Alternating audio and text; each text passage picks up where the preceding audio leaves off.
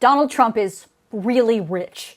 And we just learned how much richer he became in his first year back in office because the White House just released his mandatory financial disclosure form for 2025. That form shows in Trump's first year back in the White House, he reported well over $1 billion in income, crypto, digital tokens, licensing, and real estate revenue.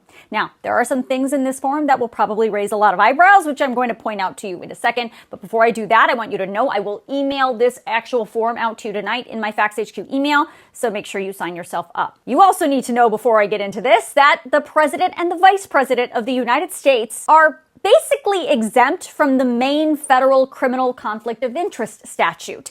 And separately, don't forget, the Supreme Court said presidents have absolute immunity for crimes they may have committed while in office, as long as whatever they did was done as part of their official constitutional duty. And they also said the president is given presumptive immunity for other official acts. Now, of course, the Constitution is still in effect, which includes the foreign and domestic emoluments clauses that prohibit the president from accepting profits, gifts, or benefits from foreign governments or from the U.S. government or any state. And there, of course, is the impeachment clause of the Constitution, which allows the president to be impeached for high crimes and misdemeanors, which could include bribery, extortion, etc.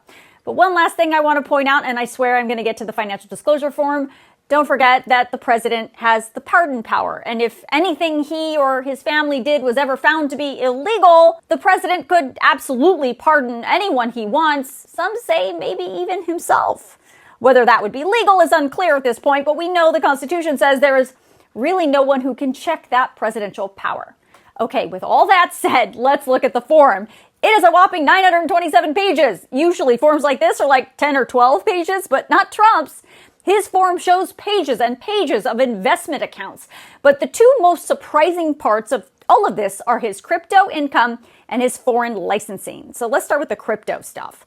According to the form, the president has listed in 2025 more than $635 million of income from licensing fees for NFTs and meme coins. That is separate from the crypto company he founded with his sons called World Liberty Financial. This form says in 2025, Trump-related entities reported about $526 million from crypto token sales, plus more than $8 million in stablecoin operating income, and a Trump-related LLC was the recipient of net proceeds from an equity sale of World Liberty Financial to the tune of more than $65 billion.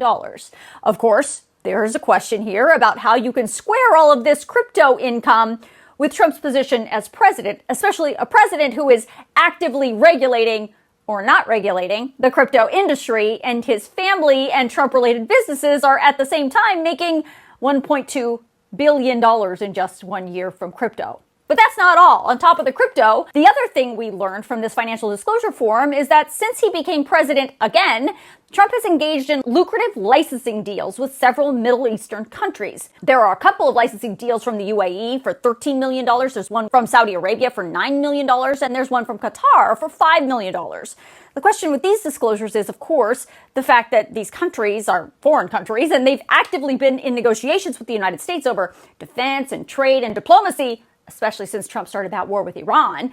Not to mention, Trump chose these specific Middle Eastern countries to visit on his first official trip of his second term as president of the United States. Of course, there's also his media income and his real estate income, but those things we know about. In his first year back in office, Trump reported he transferred nearly 115 million shares of Trump Media and Technology Group into his revocable trust, where he is the sole beneficiary. Those shares have a value of more than $50 million. When it comes to his real estate portfolio, that's interesting because his reported revenue from those properties, like Mar-a-Lago, where people pay membership fees to even walk through the front door, have significantly increased since he came back into office. He reported nearly $77.5 million in revenue from Mar-a-Lago, more than $37.5 million from his Bedminster property, nearly $25 million from Trump National DC, and more than $30 million from the Trump Organization. A couple other things to point out. Trump disclosed that he received a total of more than $372,000 in gifts in 2025. Mostly they were tickets to sporting events, but there was an unusual gift of a $250,000 sculpture from Anthony Constantino and his multi-million-dollar custom printing business called Sticker Mule. The White House says the president is not involved in the management of his wealth, and neither he nor his family would ever engage in conflicts of interest. So if you want to read through this lengthy financial disclosure form, I'm going to email it out to you tonight in my Facts HQ email. Of course, it's free, so make sure you sign yourself up.